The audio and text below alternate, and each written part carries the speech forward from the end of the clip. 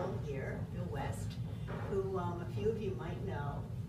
And Bill is the author of a book, which I haven't read, but sounds like it might be pretty good, The Boys of Beech Ridge, the story of the local hunting club camps along the Beech Ridge and the people who chose to live there, mostly unknown to the people of Manchester. Bill has given over 20 years of service to the town of Manchester, serving on the Select Board, the Board of Civil Authority, the Cemetery Commission, and as Justice of the Peace. Please join me in welcoming Bill. Well, today this is kind of a new thing for me. I usually have a scripted text that I read from, and I'm fairly effective at that.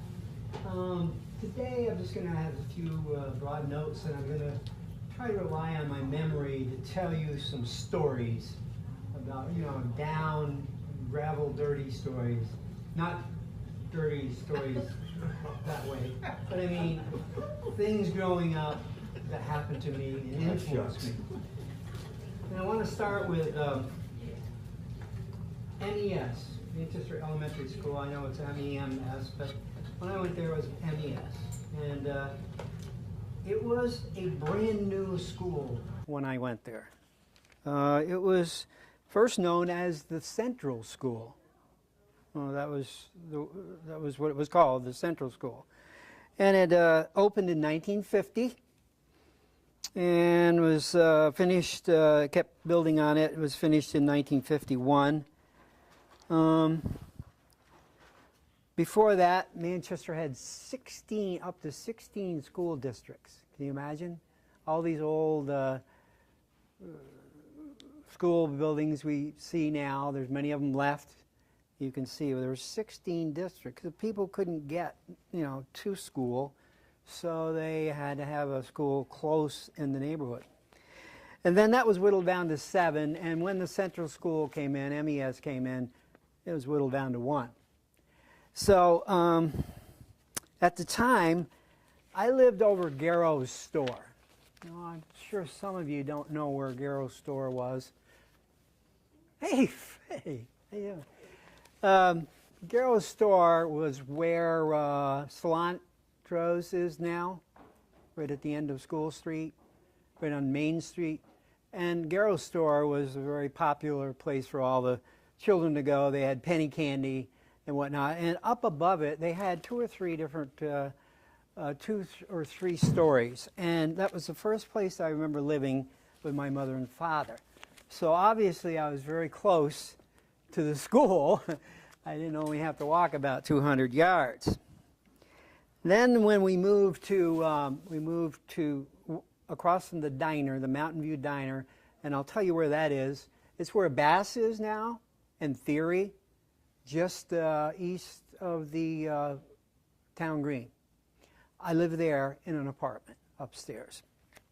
And every day I would walk to school. And I'd walk through what I called the friendly gauntlet. I would start there, I would go by the Ford garage, where the Town Green is now. I would go, the next building, which is still sitting there now, was Fowler Insurance. And in the window of Fowler Insurance, there was always this big news bulletin that everybody that walked by would read the news bulletin. And there would be a picture with it about something that happened in the country. And then I walk a little further towards school, and I come to the Combination Cash Store. And the Combination Cash Store was around here for many, many years, and Bill Manley owned it, and they had a very charismatic employee by the name of Charlie Loisel. He was a pistol. And quite often when we went by, he would come out and say, "Hey, Bill, how you doing?" And, that's why I call this the friendly gauntlet. And then you would come to Whipple's drugstore, and you'd always look in to see if somebody was in there at the soda fountain having a root beer float or something. And then as we walked further up, we had Gadet's store. And then for a time, there was Hill's Restaurant right where the Berkshire Bank office is now. And on that way, we would come to a place where you would look down and there was a window, and that's where the famous Francis Coburn was the barber. And he was such a wonderful guy, very talented, became a painter in his own right later, and he would cut our hair. I know he used to cut my hair and give me my quarter back. That's, you know, it cost a quarter. My mom gave him a quarter, my dad gave me a quarter, and then I'd have my hair cut and he gave it back to me. And we would start sitting on a board across his chair, and then when we got big enough, he'd take the board out and we'd sit in the chair. So he was just a very charismatic, wonderful guy. I think the board had a pillow like on one side of it. Yeah. You started sitting on that, and then he flipped. Yeah, there was like stages of the board. And he was just a wonderful guy. And of course, everybody that walked by there always looked down, and when you were in the chair, you always looked up. That was a real trademark of the center in those days. Now, the center was locally, you know, the stores were all local, as opposed to what they are now.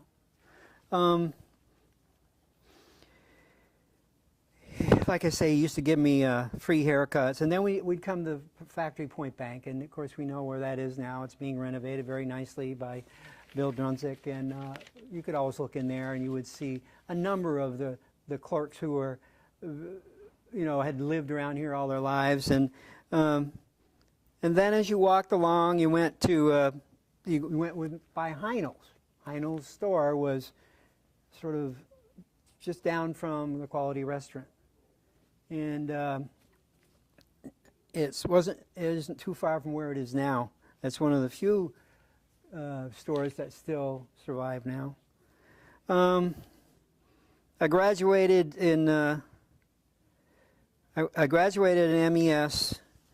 in 1961. Michael was in my class, Mike Noran. I got to tell you a little story about what happened at graduation. I was in the band, and I became sort of a good trumpet player. And so I decided I was going to play a solo at the 8th grade graduation. So I practiced it. And Michael's grandmother, was our music teacher, and she guided me and everything. Well, the song I was going to play was a new Broadway play called The Sound of Music. Just had come out. So I was going to play the title song to The Sound of Music. I had it down pat. So when the big night came, the gym was full of people. I went backstage. I left my trumpet there in the back in a case. I went backstage, got my trumpet, I go out. Man, you know, the music stand's there, the music is there, everything's ready to go. And the first two notes of The Sound of Music are, "The hills are alive." Well, I tried to play those two notes, and they came out sounding like a wounded water buffalo. It was like, and what the heck is going on here? Well, the end of that story is that one of my enemies, let's say, found out about my trumpet and knew enough about it to sabotage it. And you have three valves in the trumpet, and they all have to be lined up with the holes. Well, he knew my trumpet was there. He took them and switched the valves. I was so embarrassed when I played that. I walked off stage. Everybody was in stitches laughing, and my face was the color of crimson red. And I didn't know what I was going to do. And one of the teachers came up back, and it was funny at the end. A lot of people who didn't know what The Sound of Music was thought it was an act. Thought it was a comedic act. That was The Sound of Music.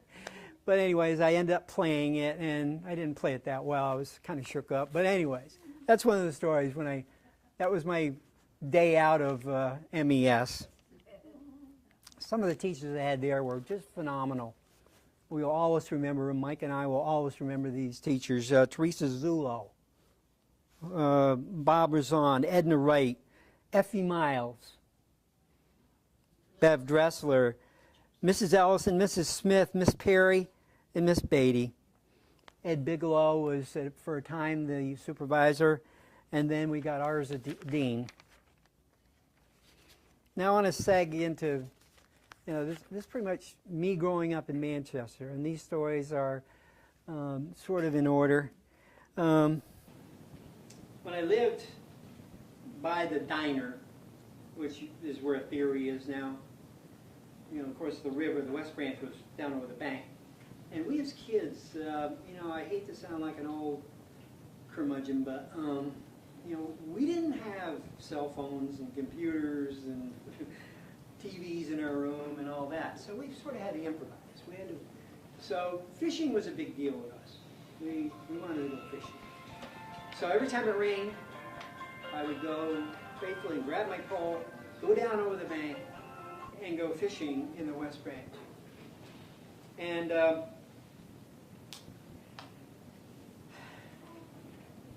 the brown trout there were huge, and we would always catch some big brown trout. It was very exciting. And that stretch of river, by the way, was probably one of the best stretches of river to fish for a long way. It was just tremendous. Why they I do. I want to tell you, segue back to the Mill Pond Bridge, where the center bridge where the roundabout is now. Supposedly that was called Center Bridge, but I never call it Center Bridge. I always call it the Mill Pond Bridge. I never heard it was called Center Bridge, but apparently that's what it was called. But anyways, we used to stand and look down the river and would see human waste. Brown little things flowing down the river, and that's why my dad said to me that's why they call them brown trout. And we didn't eat them. But that was prevalent right in the center of town. This is in the 50s or so. And so there was a place down there where it was the remnants of what was Beebe's Dam. And Beebe's Dam was this wooden dam that dammed up the river that created power through a generator. I believe they've set that down there, the Riverwalk people. And there was the remnants of it there, and it was a good fishing hole. So I went down there one time. I had this brand new lure called the Batten Kill Special. I was so excited. So I get down there, and it's just perfect conditions, and I look at my reel, and all the string was all wound up around the thing, and I'm standing there, and I can't throw out, and I'm standing there, and all of a sudden, I had my lure was hanging over this water, white water, that far, and this brown trout came up, wham! I didn't even get my lure in the water and caught this huge fish, and I had like 2 feet of line out. I'll never forget that. And of course, every year I actually go out in the winter and shovel the driveway. I think that was part of the deal for us playing on their property. And we played basketball, and we would soon be down to our coats off. And we also, another place we played was Eddie Campbell's, which is right over here. That was inside, up above his garage. It was like heaven to be able to go inside and play basketball. These are the things we did. We played baseball down in Annie Waters Field. She was one of our classmates, the class of '65, and whenever we chose teams, she would be the first one picked because she could hit the ball better than any of us guys, and she could throw it better than any of us guys, and she was more naturally athletic than any of us. So we always remember that. Poor Annie had died a few years ago. We played, like I said, we played football also on the Marsden lawn, and whenever they wanted us to leave, they let their Dalmatian out. And we'd look up and say, "Here he comes!" And we'd scatter. Instead of just coming out and saying, "Why don't you guys, leave now?"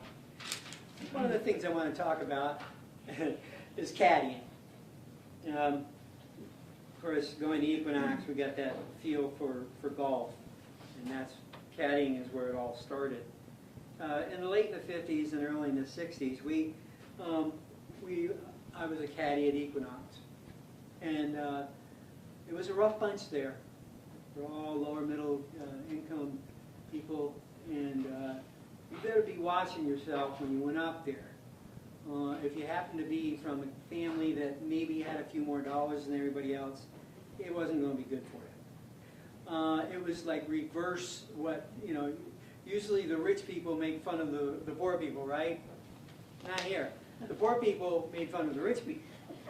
So we had initiations, some strange initiations, when some person came along new and said, well, you got to be initiated, and whoever the bully of the day was would do whatever it was, hit him in the legs with medals, or I don't know, you know, I can't even remember all the things. When things were slow, we used to go out on the golf course hunting for golf balls. We all were, you know, we all loved to have golf balls. It was kind of a commodity with us, and we would go out on the 15th and 16th holes where there was a ditch across there in those days, right, Fred? And then we would take our shoes and socks off and wade in the mud up over our knees and feel the golf balls and then bring them out, throw them on the bank. Some of them have been in there for ages and were completely ruined, of course.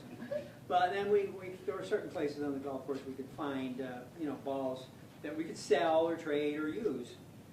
So caddying, one of the things, probably the most unbelievable things that ever happened to me when I was a caddy, was we were sort of like a gang. We were like a gang. We had weapons, like a stick or whatever. We thought we were a gang. I don't know why. And when things were quiet at the golf course, we used to go down the road to a place called the Carson Inn. It was still standing. It's behind the 8th hole now, and there are condos there.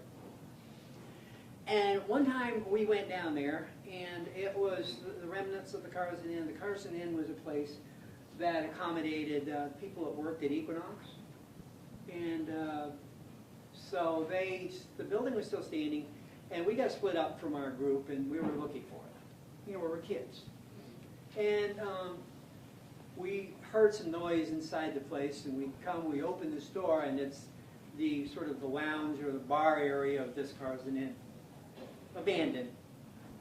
And as I came in the door, there was a fellow on the end of it who had a bow and arrow, an actual bow and arrow. And he had it pulled back with an arrow in it. And the arrow was a practice arrow. It wasn't, you know, a sharp thing or whatever. And he was just kidding. Just kidding. And as we came in, and I saw Dennis way off, we were standing there, oh, we found you, and whatever, and all of a sudden, this string came out of his fingers. And that arrow came right across that room and went right there. Well, I looked down. I go down to the floor, and these guys were, oh my God, we killed Bill! We killed Bill! There was a whole bunch of them, and they didn't know what to do. They didn't know anything about what to do. And one guy says, you know, the old cowboy and Indians thing, you got to push it through. You got to push it through. Don't push it through. Oh, don't push it through. So this one guy took his foot, and he actually had to, you know, grab onto that arrow, and I will never forget the loud pop when it came out. It came out of me. Not too much blood. It hurt a lot. And the amazing, ironic coincidence was, well, we got to get help. We got to get help. So they go out the door, a couple of them, and who is there? And I'm sure a lot of you don't know who this person is, but his name was Danny Blackburn. And he was known later as Robin Hood. And he used to walk the streets of Manchester and go up by the Orbis, out by the jelly mill up there in that open field. And he would shoot his bow and arrow with his son. He was of some sort of Indian heritage, apparently, and felt that that's what he wanted to do. Well, he was working there that day. So when they came out and said, this kid has got shot by an arrow, he just went crazy. And he ran down the road, he got his vehicle and come flying up that road, I get in the car, and these guys were crying, and they said, "Oh, Phil's gonna die." You know? And I got in the car, they took me to Doc Harwood. He put 2 stitches in, and I walked home. So the thing about that is to show you, you know, the frailty of our life, is that if I'd have had, if I'd been, you know, down here or up here or whatever, where the arrow had been an inch, I wouldn't even be here. And this guy's brother was standing behind me. He was a lot shorter than me. He was standing with his head right against behind my shoulder. If I had just gone like that, that arrow would have hit him in, his own brother would have hit him in the face. But it didn't happen. You know, you never know what's going to happen. In the 50s, caddies became obsolete, and because of the advent of the cart. So we figured it was time to head on down the pike, and a lot of us moved down to Aquanic, where it was much, it was more structured, and they had a new caddy shack, and one of the strangest things I've ever encountered, when I went down there, all of us Equinox, hard knocks caddies, were kind of nervous. They didn't really accept us that well, and we learned to play bridge. Can you imagine a bunch of ragtag kids, instead of playing poker, we played bridge. I learned how to play bridge. I still know how to play bridge. I mean, we didn't know exactly how to bid and all that, but we played that game all the time. That was really something. It was a tradition at the caddy shack. And they offered us scholarships, of which I availed myself of one, and they had a caddy banquet at the end of the year. And they still are one of the 2 golf courses in the state of Vermont that have a caddy program. They believe in the worth of caddies and the tradition of caddies. Thank God. I give them a lot of... Back then, if you carried 2 bags around the golf course, like at Equinox, it's about 5 miles, they figure, up and down. 5 miles, carrying 2 sacks.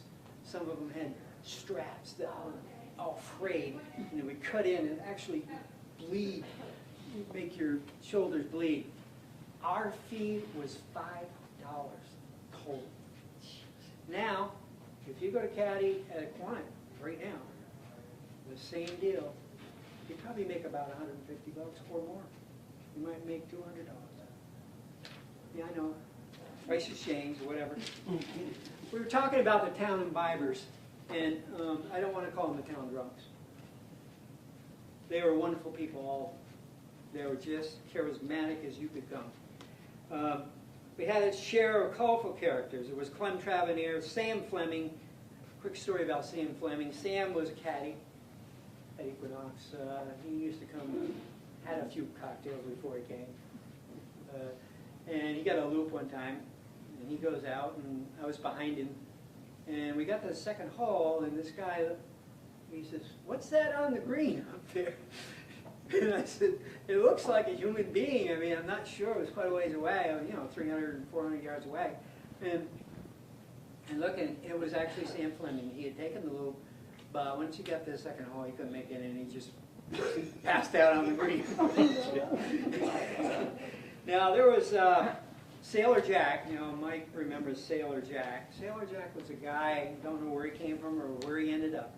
But Sailor Jack would say, "Hey, laddie, my name is Sailor Jack. I sailed the 7 seas." He says, "My submarine is parked down in the Battenkill." A quick story about Sailor Jack. One time we met up with him. He was however on the river, on the Battenkill, West Branch, and he was across on the other side. We said, "Hey, Sailor Jack, how you doing?" "Oh, my name is Sailor Jack. I've sailed the 7 seas." Same old thing. "Yeah, okay. Well, we stood there and watched him for a while. Well, I guess he had to relieve himself. So as he was doing that, I reached down and picked up a pebble. I threw it across the river, and struck him right in the relieving stem. And he was so mad that he wanted to kill me, and we ran like hell. That was one thing about him. But probably the most charismatic and the one we all loved dearly was Furt Blake. He was just a wonderful guy. A guy who had baseball talents and probably drank those away, but he was just a wonderful guy. I ran into him every day on the center in my friendly gauntlet. And he came up to me one day, he said, "Bill, here's that quarter I owe you." And I said, "You don't owe me a quarter." He says, "Yes, I do. I borrowed it from you for, 3 months ago." And I said, "Oh, okay." He would remember things like that. He had his own, Mike tells me, he had his own cell up in the jail, which was in the village across from the Equinox. He had his own cell. It was open. And he would just, when he couldn't navigate anymore, he would just go there and pass out and wake up the next day. And then I'm told by Mike that Tom Farley would every once in a while come down and leave him a bottle. But Furt Blake was just a wonderful, and I can't stress this enough, he's just a wonderful gentleman. One time we were standing in front of the Old Town office on Main Street, and he took this lady who came by, and he always had a felt hat on, and he doffed his cap. He says, "Afternoon, man." So he goes, "Afternoon, man." She didn't want anything to do with him. I can't tell you what he said. But he says, something to the sense that he didn't want to talk to her anyway. But you know what he said, right? All right. I know I'm going a little over. I'm going to start winding down. I've got to tell you a little story about, you might know this story. It's about a fellow up in the Northeast Kingdom. His great aunt died, and she left him 150 gold pieces. That was what he left him. Wow. Well, this fella got the 150 gold pieces, and of course, what would he do? He went to that modern Sodom, Burlington, Vermont. So he moved there with all his money. Well, it wasn't too long that he was broke and didn't have any of those 150 gold pieces left. Didn't have anything left. So he took what they call is a reckoning as to where those gold pieces went. He says, okay, the first 50 gold pieces went to alcoholic beverages, including tax. Now the second 50 gold pieces went to sightly women, which was somewhat taxing also. Now the third 50 gold pieces, where did they go? Them I must have squandered. It's just, you couldn't say it any better. I'm going to finish up with just a little description of the person who made me who I am, my father. His name was John West. And John was born January 27, 1920, in the building down in Barnumville Road, across from the Beatty Farm. It's a brick building that still stands there now. His mother was actually working that day, and she had to go upstairs to have him. Now, he was born into a family of 13 children. He lived with his grandmother, never lived with his mother. He went to the center school, which was right across the road here, that way, and beside the Zion Church. He graduated from Bernburg in 1938. He signed up for the service in 1942, and served in the Pacific Theater in the Army, attained the rank of sergeant, and earned 3 Bronze Battle Stars and a Good Conduct Medal, and was discharged in 1945. He came back to Manchester and became one of the most civic-minded citizens of this town ever. And I do mean ever. He was a man of vision. He was on the first recreation board He was instrumental in envisioning the fairgrounds as a future recreational jewel. He was on the first board of Hildene and realized the potential of the historic landmark. And he was a personal friend of Peggy Beckwith, the last living family member of the Lincoln family. He was bicentennial chairman for Manchester in 1976. And during that year, I'll never forget, over the grandstands, he had a World Manchester Day where he actually taught, which this was big technology back then, he actually had a hold of 22 Manchesters and had it on a speaker, on a telephone. And so that everybody could hear the other people. There were people from Manchester, Missouri, and Manchester, Mass, and there was 22 of them. And he had a conversation with them all, which I thought was one of the most unique things I've ever heard. And it was his idea during the bicentennial to have a footpath along the Battenkill, this west branch of the Battenkill in the center of town, which, of course, is now the Riverwalk project. If you haven't heard of Riverwalk, just Google it. It is a wonderful, wonderful project to make a walking path behind the historic Manchester Historic District with a bridge across that big gap. You'll be able to see the falls. And they've been working on it for a long time. I was on the committee for a while. My dad was the first one to come up with that. And he actually made a bridge over that. And because of some bad circumstances, the bridge became obsolete and was taken down. He actually shamed the select board. I remember him in helping build the bridge across the river. He had a column every week, and he says, "I haven't seen the selectmen around. Where are they?" You know, so he got them to come. And he was a charter member of the VFW, one of the founders of the VFW club, and he was a community builder. He was a chairman of the Green Up Committee and Blue Up Committee, and he ran our first recreation center. Now, there was a recreation center which was down where Miles is now. It's where their offices are now.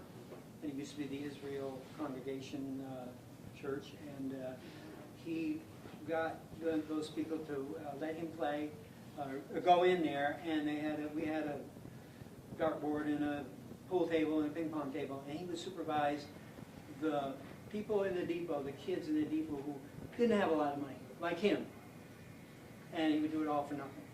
So he had the first recreation center around here. Nobody even knows that.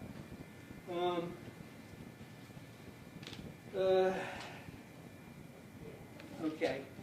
He was in town and health inspector for years, the first water pollution control plant manager at the new plant at the end of Lincoln Avenue, and one of the early leaders of the Little League baseball program, and a coach for years. Mike and I have the pleasure of playing under him on the Oddfellows team. It was also a promoter of wrestling matches in the MES gym. I never forget that. These guys would come and knock on our door, you know, and I was a little kid, and there'd be a knock on the door, and I'd open the door, and I'd see this belt buckle. And I look up, and there'd be this huge guy, John West here.